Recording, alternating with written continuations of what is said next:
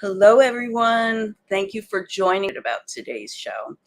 My special guest is known as the Tell It All Psychic Therapist. He's also a spiritual teacher and an author. His achievements, talents, and gifts are endless. I am extremely proud and honored to have him here today to discuss his new book, The Secret: What is Blocking You? So I'm going to give a warm welcome to Vincent Genna. Hey, Mary, how are you today? I'm fabulous. I'm even more fabulous now that you're here. Oh, listen to you. Well, thank you very much. I wish I had some of that tonic myself.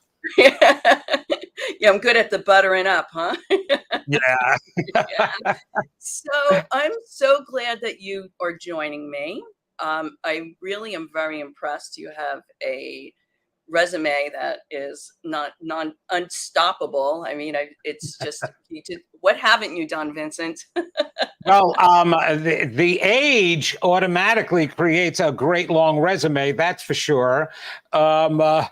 What haven't I done is make lots and lots of money. No, I've been fine, but that's my wife's biggest complaint anyway. You got to make more money, Vinny. I'm like, okay, no problem. We'll manifest it. No, I have done a lot because I do have a lot of experience. I've been doing this work for 40 years now. I mean, when I look back on it, I'm like, wow, I can't believe all that time that has gone by. But it's been an endless growth and joy and excitement. So yeah, it's been going a long time now.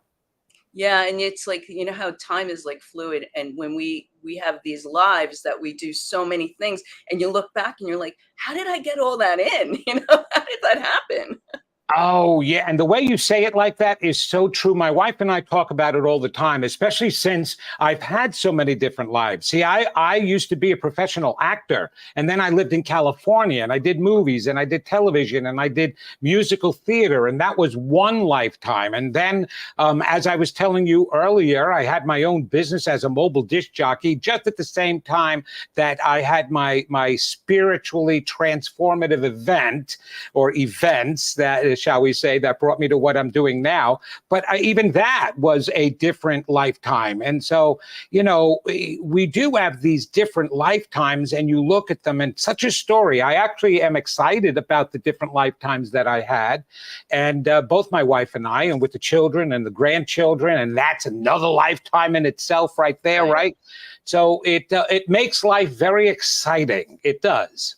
Yeah. And grandchildren, and they do make your life. There's nothing like joy. it.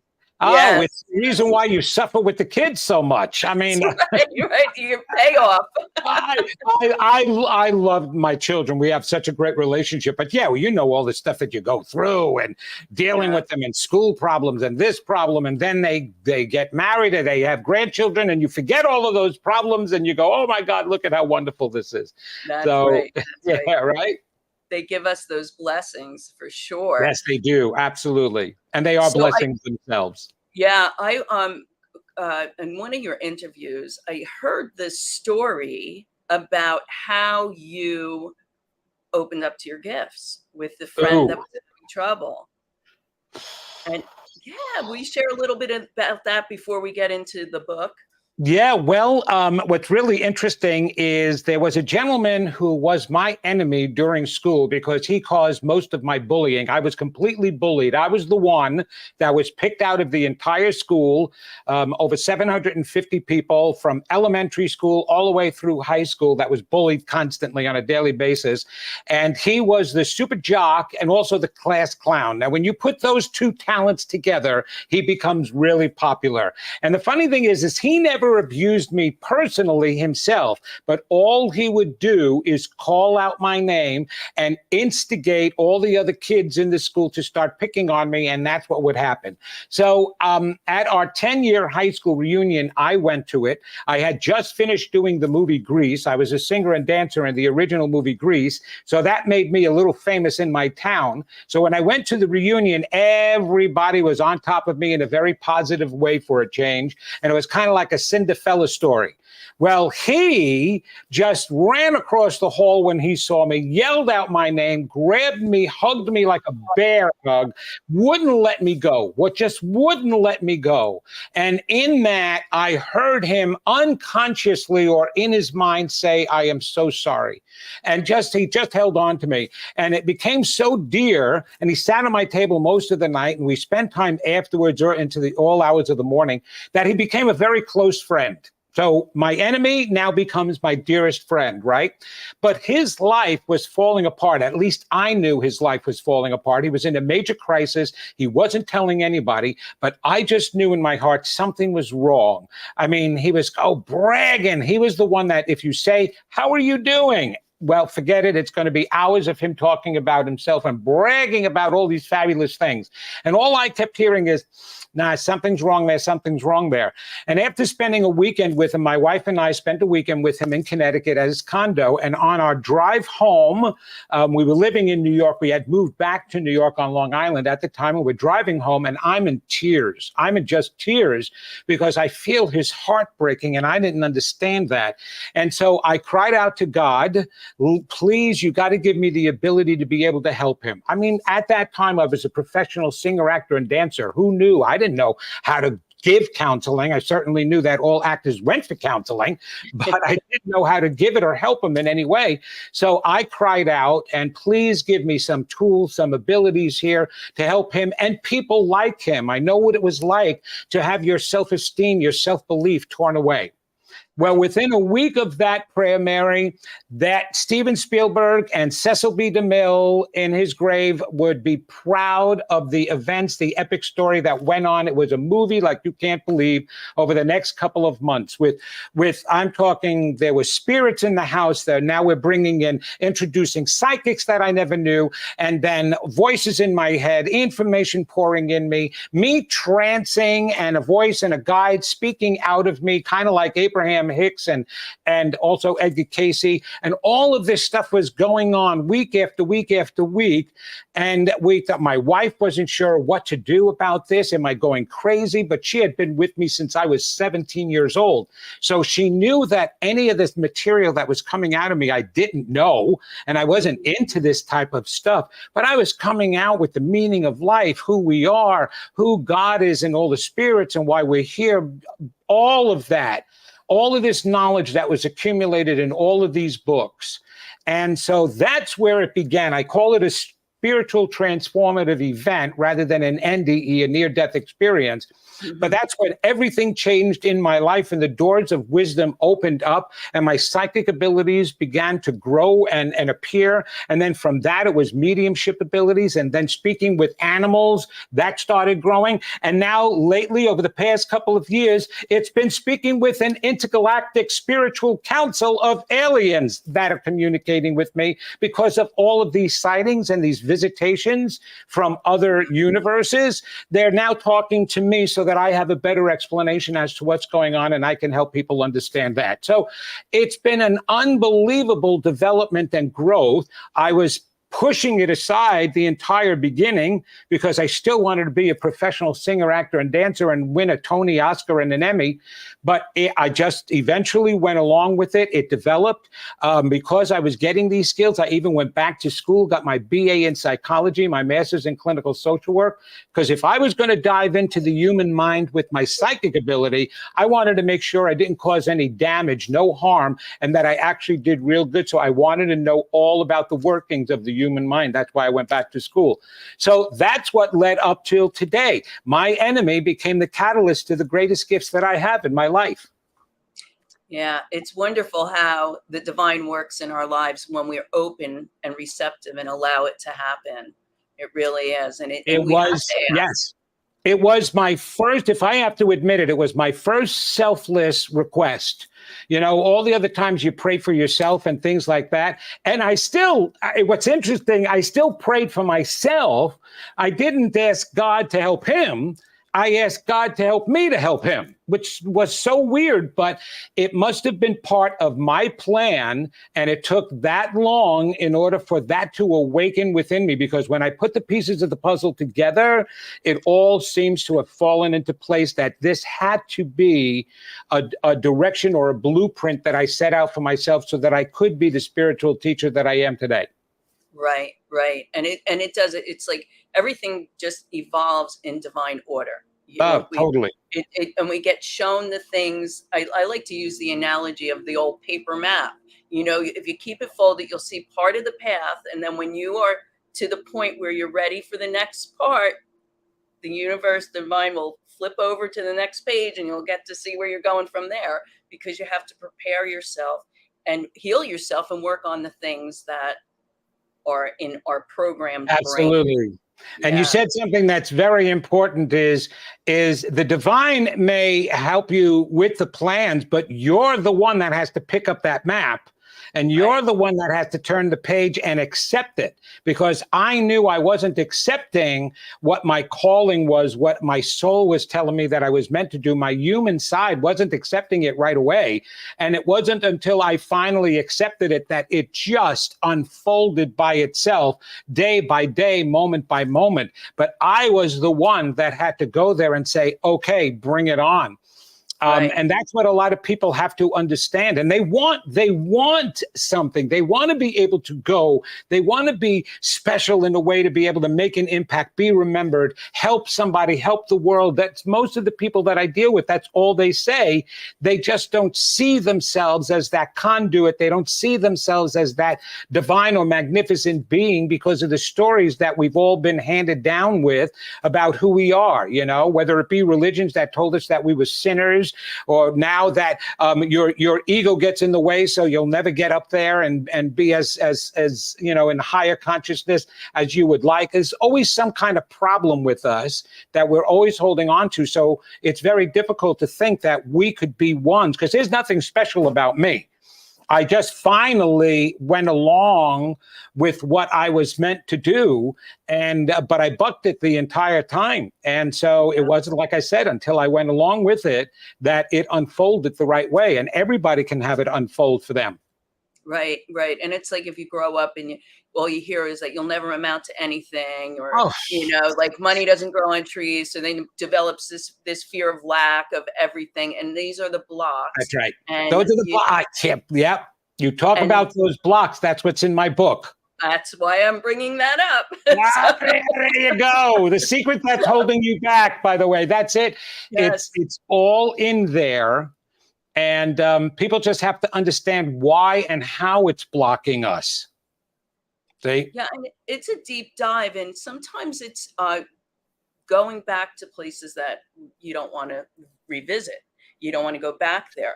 And you put these big blocks to protect yourself unknowingly, and you just don't know how to get out of your own way. Well, Mary, the brain does that. And it's for the purpose of survival, believe it or not. In order to have a survive and function in life, the two highest functions of the brain are, one, to keep us alive, two, to protect us in order to keep us alive. Now, we know how the brain protects us physically. For example, if you get the coronavirus, for example, right, one of the symptoms is a fever. Well, the coronavirus is not making the fever. The brain is, because it is raising the body temperature to an environment hopefully unlivable for the virus, and that's trying to kill off the virus. So that's why it raises the body temperature. Another way it protects us physically is if you lack oxygen, it will make you pass out. Why? Because when we're laying flat and we're a little unconscious, we breathe better. So now the body needs more oxygen, the brain lays us out, and we can breathe better. Okay, so if it does that physically, how does it protect us emotionally from those emotional traumas that so many people have been through?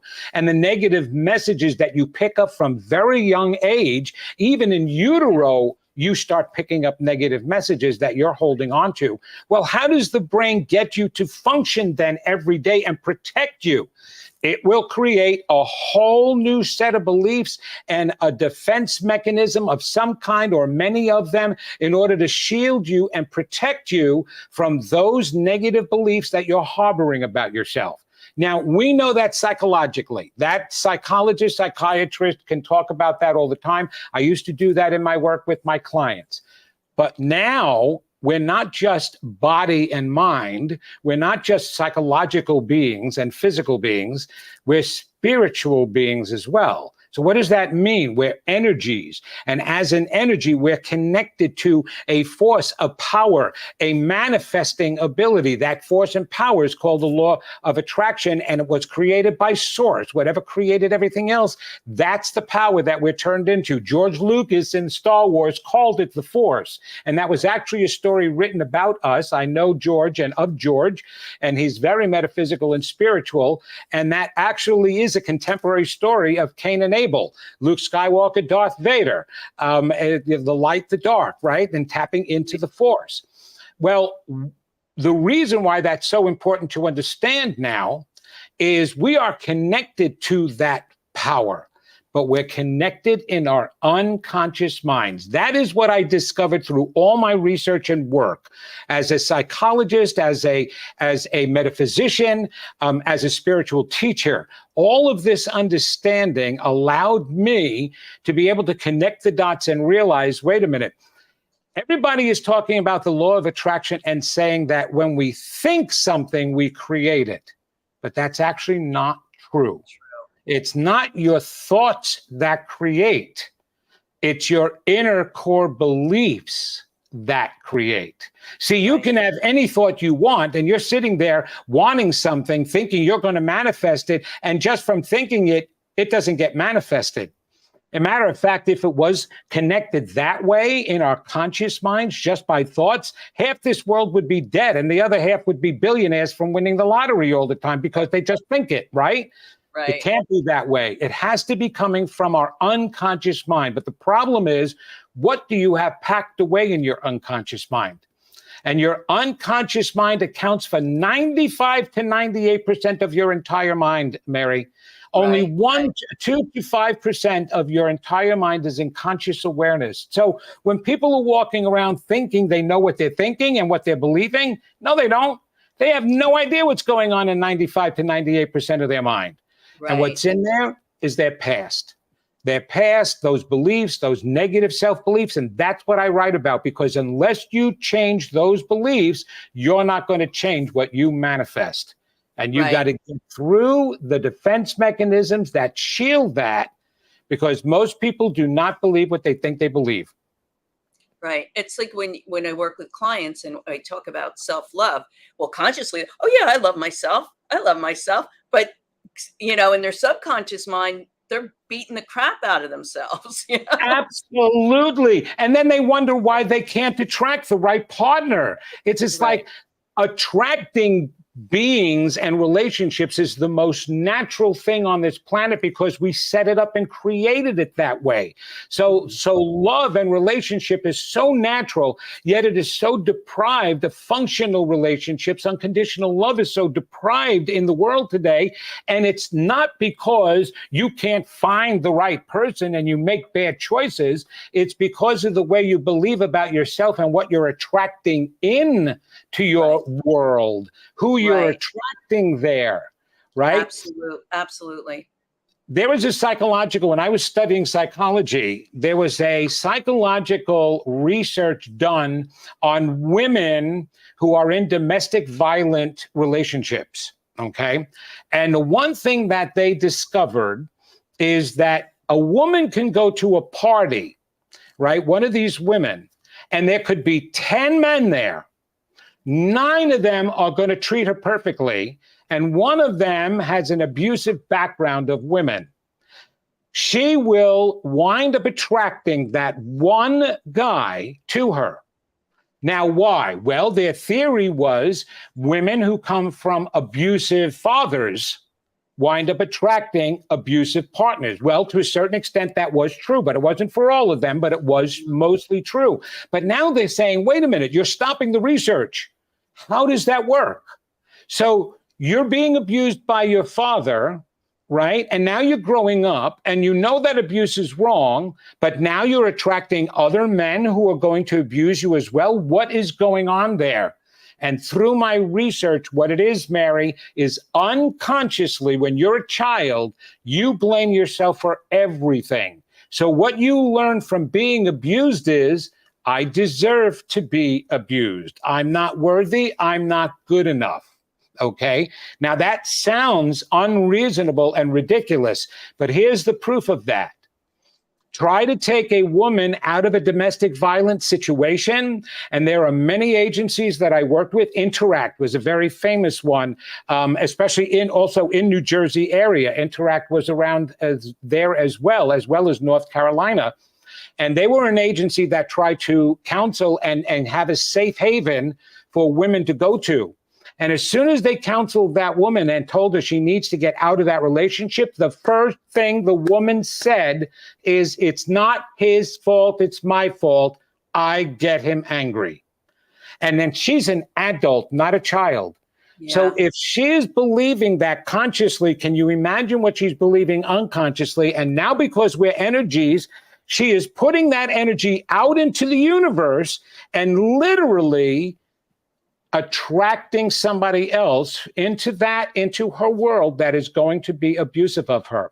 So if we see that in psychological research and scientific research, then we know the same thing can apply with love. If you don't believe you're lovable, you are not going to attract love in your life. And if you do, it'll only be love part-time, because there's that part of you that expects that it's going to fall apart. You'll sabotage it in some way because you do not believe you deserve it. And that's what happens with relationships. And that's why it's so important that people understand the workings of the mind and why I wrote my book and the techniques in it to break that. It's amazing. I find so many people come to me about relationships. When am I going to meet the right person? Well, how about falling in love with yourself and having the relationship with yourself and healing yourself first, and then you'll attract the right. Love you, bingo, Mary. And you look back at your life. What's the pattern of what you've attracted in? So is it all of them?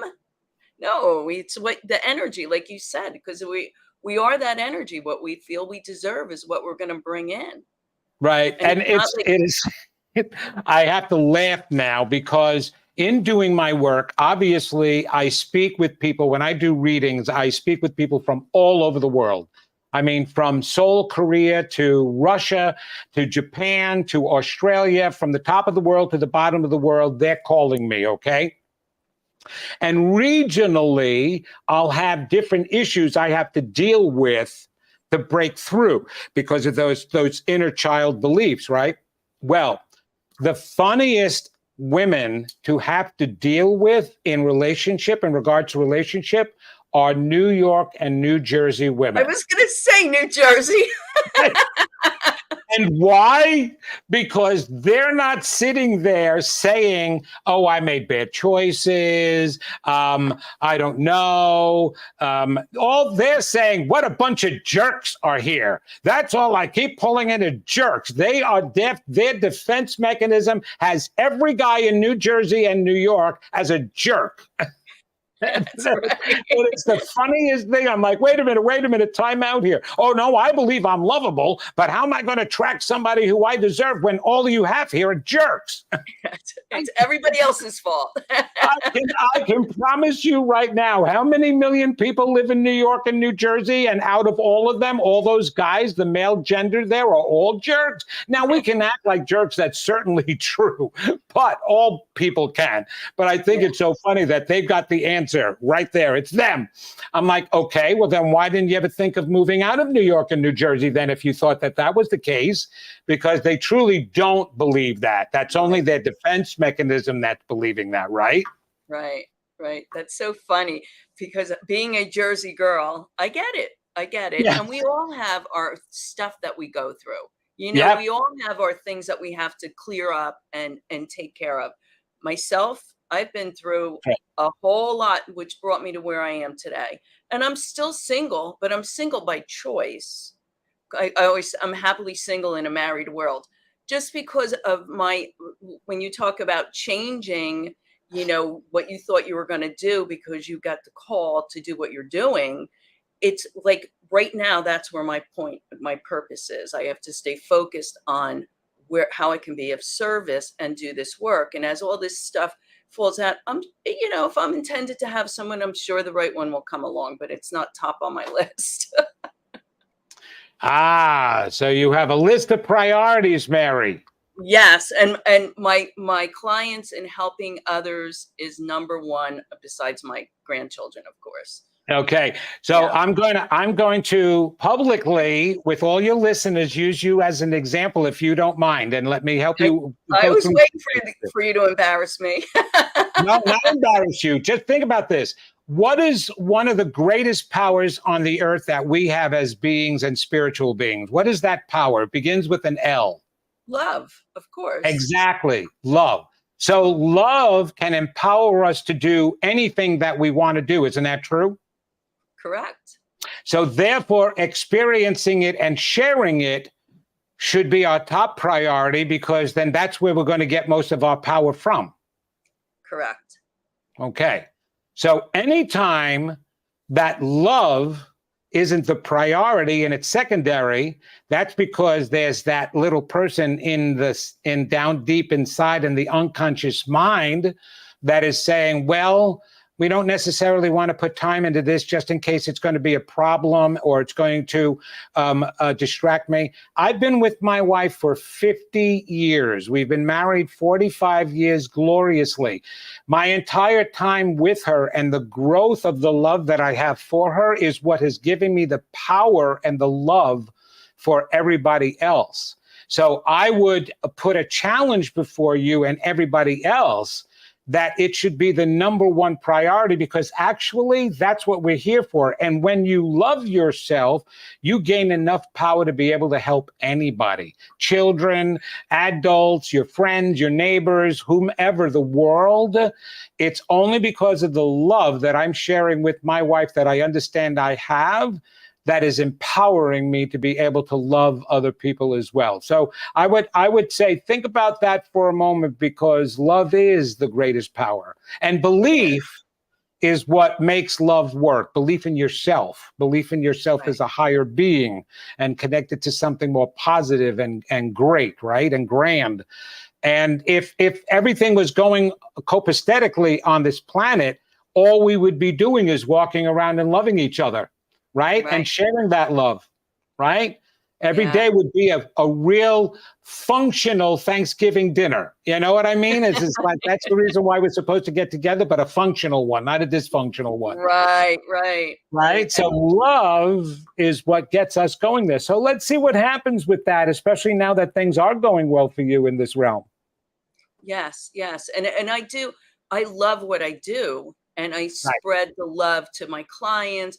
And yeah, and it's just wonderful. So it's not that I don't. No, you deserve it as well. So watch, keep the door open and see what's happening. That might be a little psychic reading there for you. Okay, knight in shining armor for once coming along.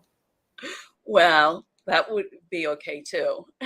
That's the right time. We all. Like you just said, I'm still in the process, because little Vinny was so tormented when he was younger. I have to deal with him every day. That's the other reason why I wrote my book, so that I can use it every day. And he'll pop his head up, and I'm successful in what I'm doing and very pleased and feel very blessed with that. But he will still come up and say, well, you're not good enough. And they don't really like you. Oh, they're only saying that because they're just being nice. All of these horrible negative things, because he's scarred. We deal with the scars. Most people have taken care of their issues. That's why they have functioned. But the scars are there that become inflamed. And those scars will rear their heads every so often. And they will tell us certain things. And again, the defense mechanisms come out and try to put them in their place. But I like dealing with little Vinny and what he truly is believing, so that I can at least attempt to change his beliefs. If I keep him hidden, he's influencing my life as he did in the past, and it kept me from growing. But now that I have him right in the forefront of my mind, as soon as I hear him, I can have a talk with him. and I can keep him from influencing that law of attraction, my manifesting. Right. And it works. It works on a daily basis, but it does take work because of those scars, those dang scars that we have. Oh yeah, we all have them for sure, We you know, do. and there was so many years of my life that I looked outside myself for love, and I did all those things. And now I'm finally like, I love myself. I love what I'm doing. That's I'm right. content. And it'll all fall into place as it That's right. should. And it Yeah. will. And I fought like you wanted to be an actor and a singer, and then you get this. And I had my gifts when I was a child, and Wow. I did not know what they were. And I was little. My father was a funeral director.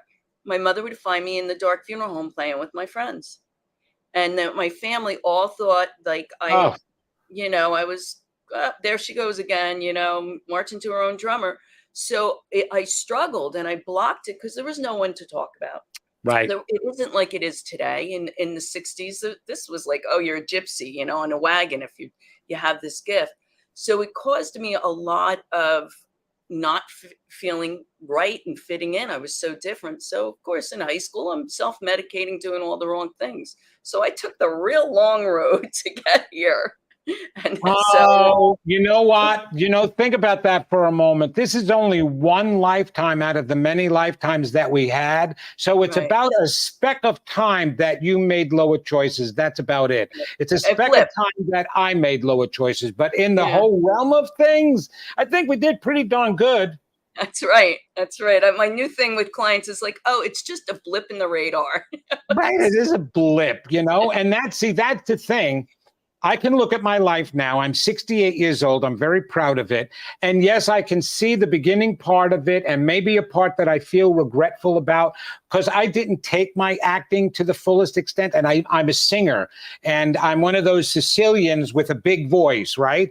And part of my defense mechanism was to believe I was so good that I didn't need classes. I didn't need lessons. And so I spent very little time trying to improve those abilities. I just thought I was good enough. Didn't even go to college back then.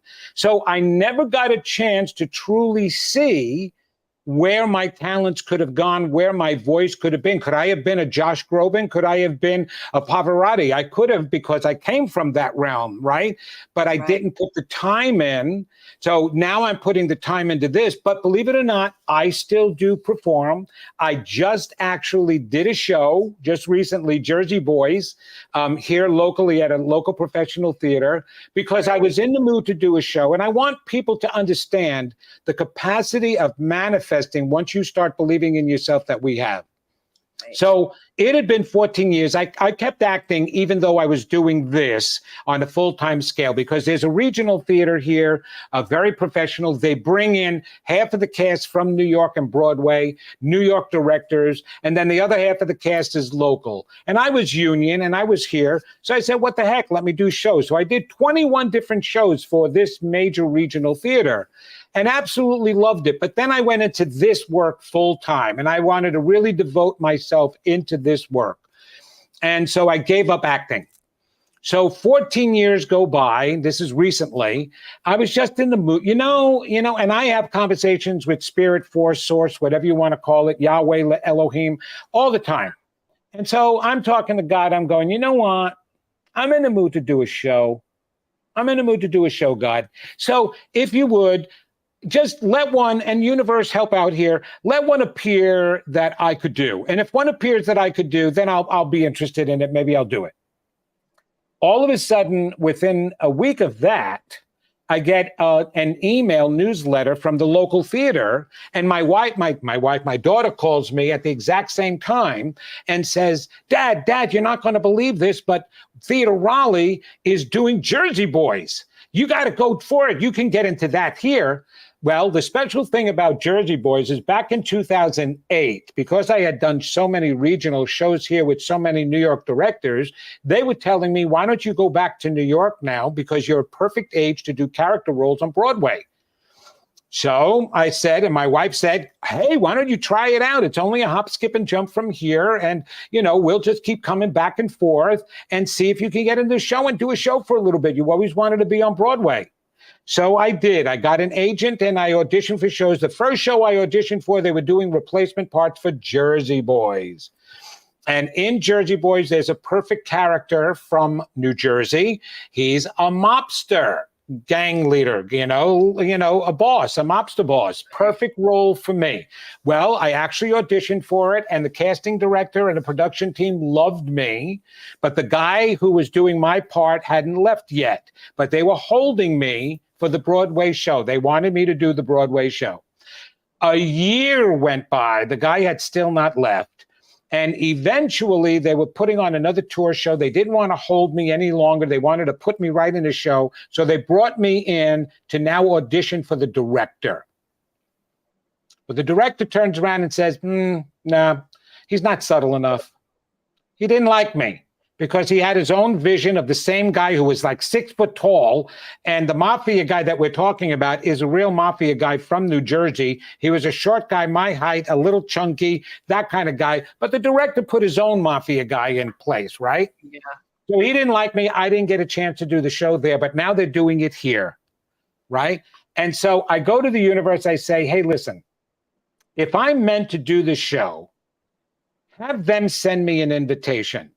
The producer knows me, the director coming from Broadway. I worked with him before here. He knows me. Let them send me an invitation. And if I get that invitation, then that's a sign that I'm truly supposed to do the show. As soon as, and I'm telling you, I am not exaggerating. I had my iPhone in my hand while I was saying that.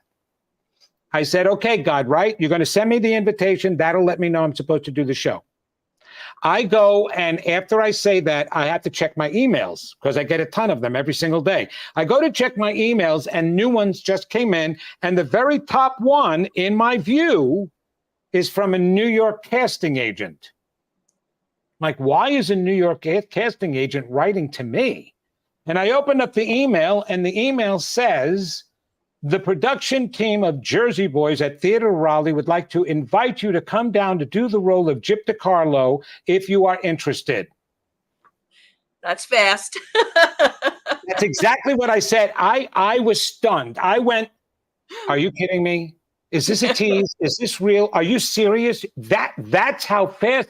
It's right here. Not even a day, not even an hour, a week, a moment. And there's the invitation at the very top. I can't make this stuff up. So yes, so I went down, I saw them. I did the show. It was the best show because these people were from New York, the Frankie Valli, all of the 4 seasons. They were so talented. We got rave reviews. It was like doing the Broadway show for me. And I loved it. Had a blast. Good for you. See? Now it'll be maybe 14 years before I do another one. But I did say, hey, God, since you're so good at getting me a show that I want to do, how about an invitation to do a Broadway show? But I have to tell you something funny about that. My PR guy calls me and says, hey, Vince, I wanted to talk to you about something. I just met and established a relationship with a guy who puts together New York shows for theater. I said, what? He said, yeah, he produces New York shows. And I absolutely pitched you and that you should be doing a one-man show in New York. You know, when you were just saying that, Vincent, I got to tell you, they came in and they said he's going to have his own show. That's what they told me. So a little psychic message for you. I'll take that psychic message. I'm like, are you kidding me? I love the way the universe works. And I'm telling you, Mary, the only reason why I'm sharing that is not to make other people go, oh, I wish that happened to me. To make other people know that it can happen to you. But it takes belief, self-belief, belief that you deserve it. It's been this long since it took me to believe in myself, Mary, truly. Right. And finally, I'm getting it. And as long as I get it for the rest of my life, I'll be completely fulfilled and knowing at least I got it. And that's why we're here, to get it. to Right, know right, that we are divine, magnificent, unlimited beings, and we can create what we want. And that's when you go, oh, I am some special soul that this force created. So is everybody else. Let's get them to believe and understand the same thing. right, right. So in your book, you mention about that self-belief and, Yeah. as a child and what's so important. What are the other things that you touch on in the book? Well, I do touch on the different steps. So yes, there's definite things that you have to believe in first, okay? And that helps. One, Yeah. you can't believe that your story defines who you are. That's the bottom Amen. line.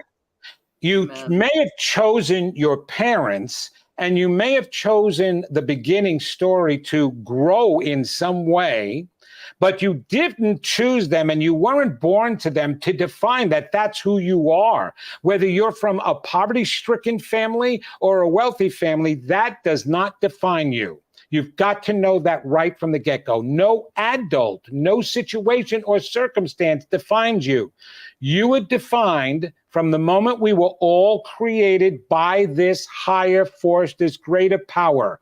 We were created as magnificent beings in its image, bottom line. So you have to believe, if you don't want to believe that there's a divine force because you're still having problems with that part, you've got to at least acknowledge that you are more than this physical body. We've been proving that all the time, so is science. Quantum physics is studying all of that and proving every single day we're more than this body. Okay, so at least if you believe that, then you have to believe if you're more than this body, that defines who you are, that you have worth and value. All energy, all living things have worth and value.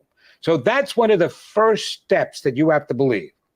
Then you have to recognize that something took that belief away from you, that you were not nurtured into believing that when you were growing up. Most children do not come from a home where the parents are, the Brady Bunch, family where mom and dad is constantly telling you you're wonderful, you're unlimited, you can go after your heart's desire, you can create anything you want, you're a loving, beautiful person. No, that's not what we're getting.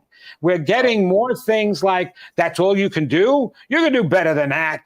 I didn't raise you to be a bum, and you are a bum. That's all. That's you're worthless. You're never going to grow up and amount into anything. Those are the messages that we got out there. Or watching the adults, the two most important people in our life, not even be able to get along, and they're saying that that's a family. So we're living with lies. We're living with lack of representation and examples of what life is supposed to be, and so we sit there with an undeveloped mind developing all of these negative feelings about ourselves. We have to understand how those feelings develop and that they're not true.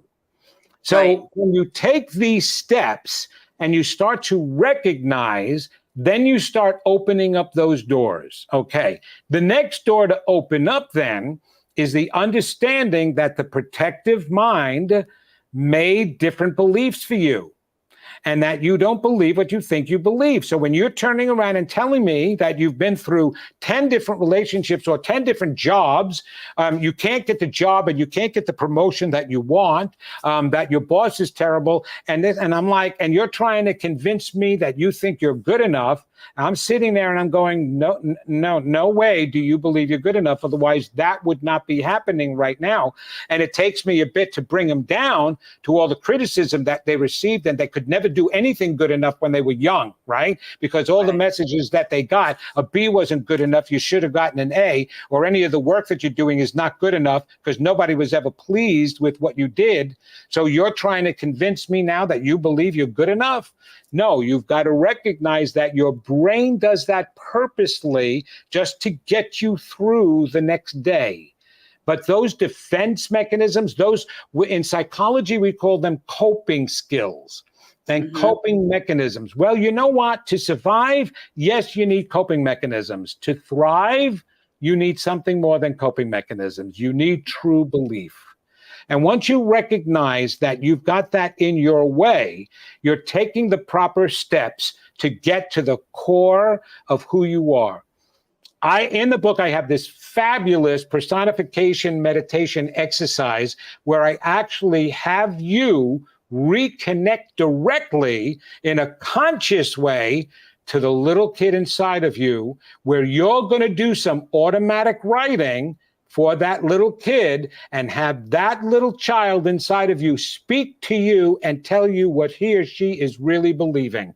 And when you bypass your left brain thinking, it's like a hypnosis process, but you're going to be doing it on your own. You are having direct communication so you can hear not just the adult making it up, but actually hear that inner child tell you, no, you're not good enough, or no, you're not lovable, or no, you're not going to make good finances because you don't deserve it, or you're bad, so you deserve to be sick. And any of those things, you will hear that child turn around and tell you things like that, so that you go, anybody who does that personification exercise, they're blown away, because they go, oh my gosh, do I really believe that?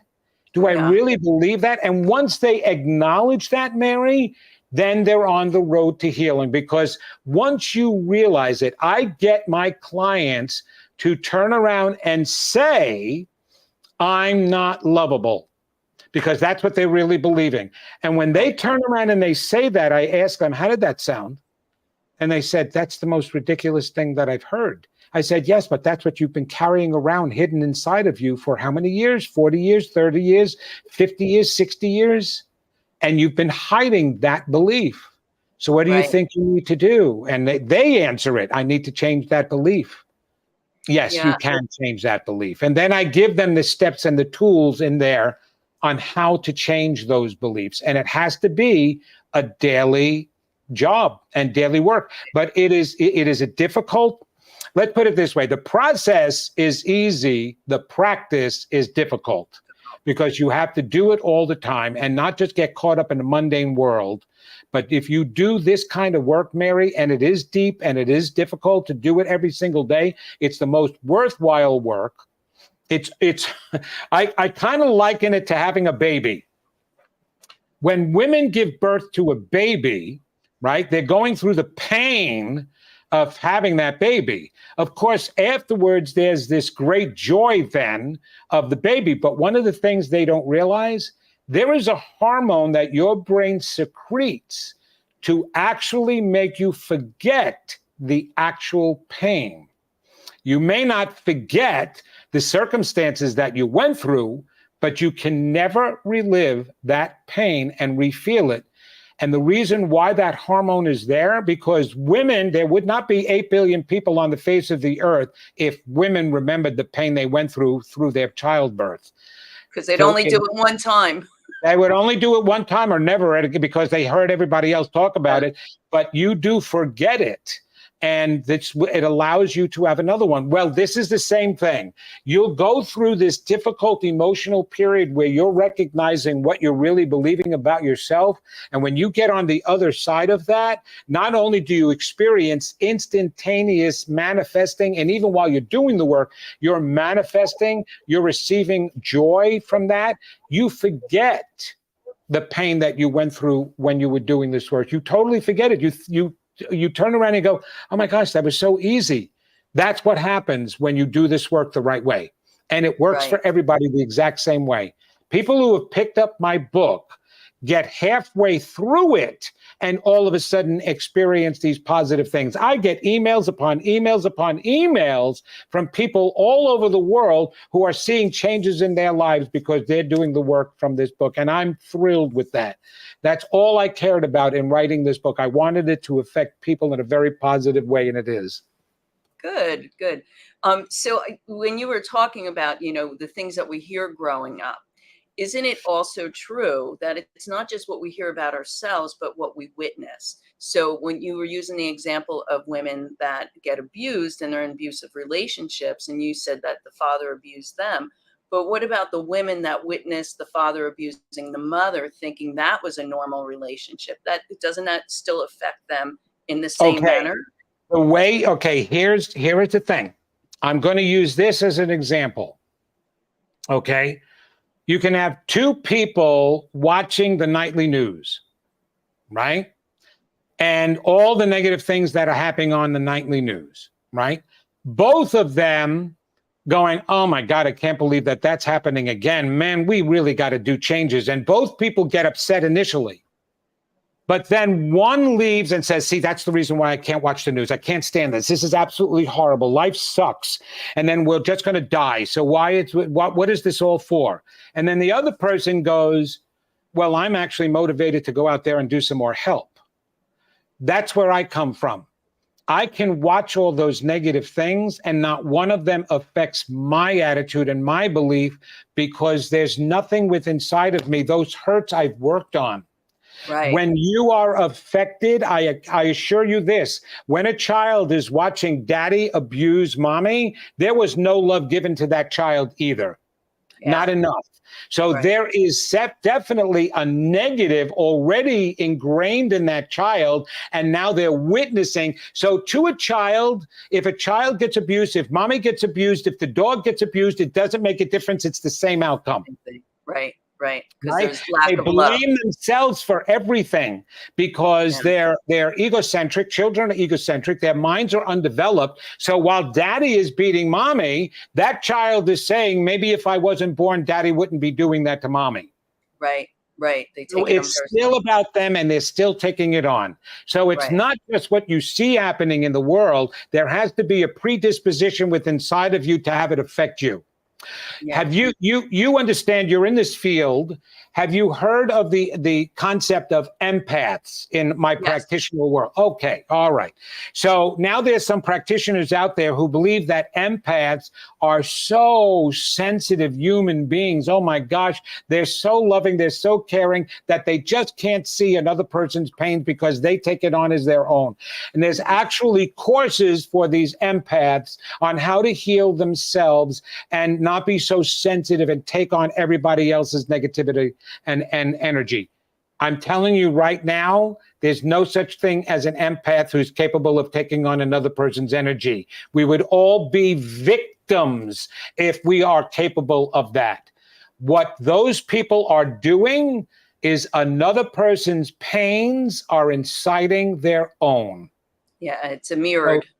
They are feeling their own pains, not the other person's, their own.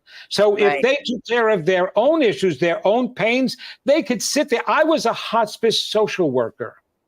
And yes, I had empathy, which was different.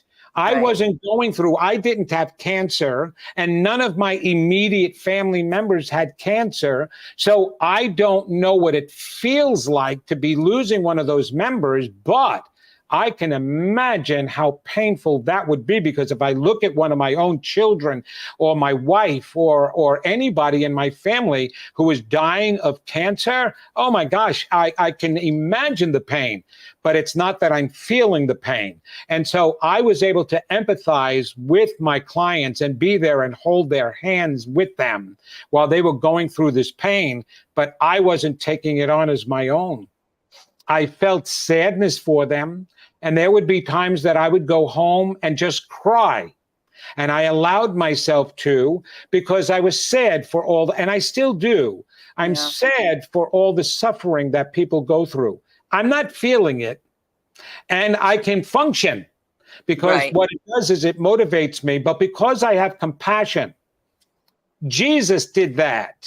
That was the whole meaning of when he went back, when Lazarus died. And he went back, and Lazarus' sisters came up to Jesus crying, where were you? If you were here, you could have saved him. You could have healed him. He wouldn't have died. Well, Jesus started crying. He didn't cry because Lazarus died. He cried because he knew what he was about ready to do. He was going to bring Lazarus back. But he cried because his sisters were hurting so much. From the loss, right? And so I cry for the same reason, but I'm not taking on the pain. And that's what these empaths have to understand. They have to heal themselves, and they won't be feeling the same way with others, and they can deal with other people's pains. You deal with other people's pains, and you can get through it. I was just going to say, and as a counselor, we hear so much, and I can identify with so much and have empathy for them, but I don't take it all on. And there's a connection because I've lived through so much, I can really identify. But once I heal those things, that emotion is not connected anymore, that That's negative right. emotion. Absolutely. We call it transference and countertransference in the professional counseling world. Yeah. Yeah. Right? When your emotions get to such because of what your client is telling you, they warn you about that. And they tell you right away. Well, it's the same thing in our practitioner world, our metaphysical, spiritual, paranormal world. You're not taking on somebody else's vibrations. You're just reminding yourself of your own. And that's what needs to be healed. Yeah. And it's really a gift when that comes in, because it says, okay, wait a minute.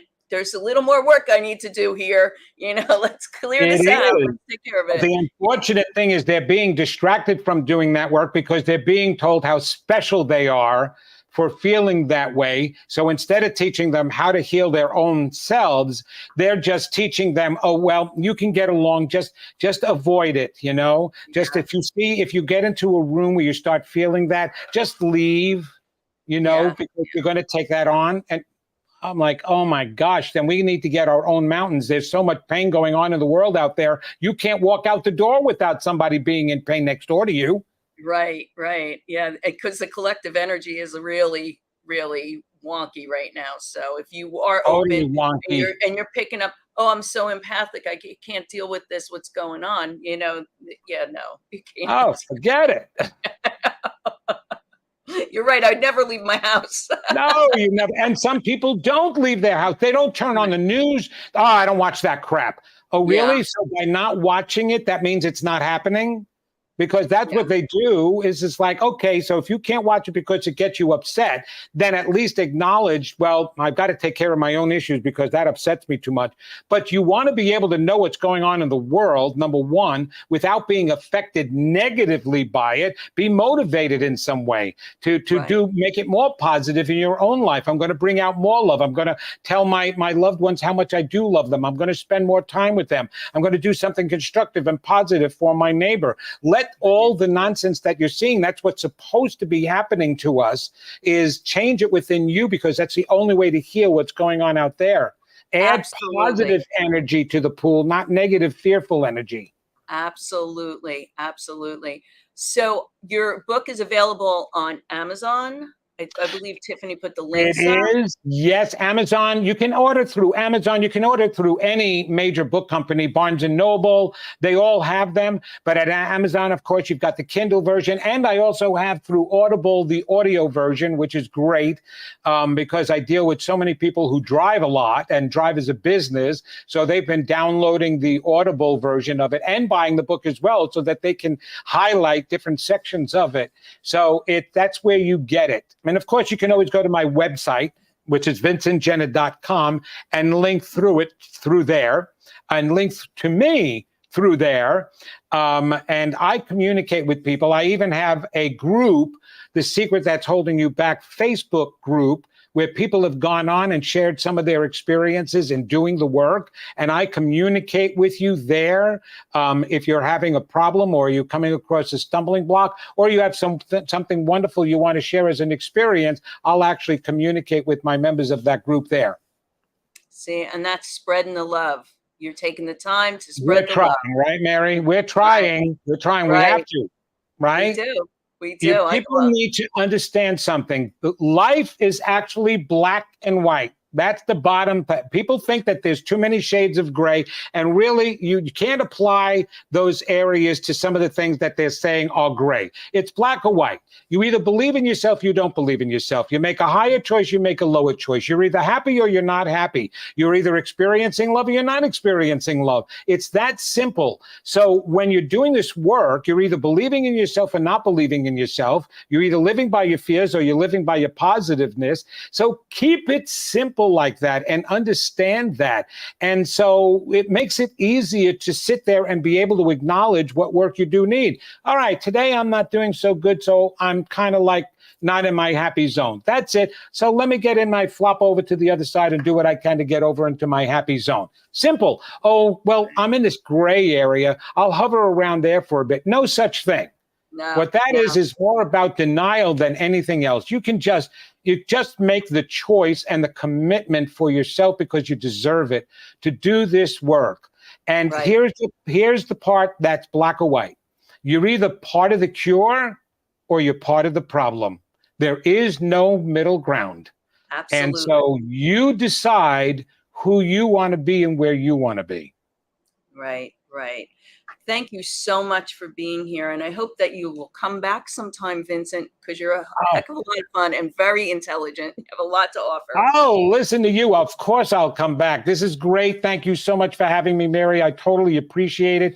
And if it wasn't for lighthouses like you do your own work, but you're also a lighthouse because you're putting out the light for the public to see and hear. And if it wasn't for you, I wouldn't have the opportunity to get my message out there. So thank you so much for that. I totally appreciate it. Thank you. Thank you. Thank you to everybody that's listening and who was on the chat. We really appreciate it. Spread that light and that love out there. Thank you so much.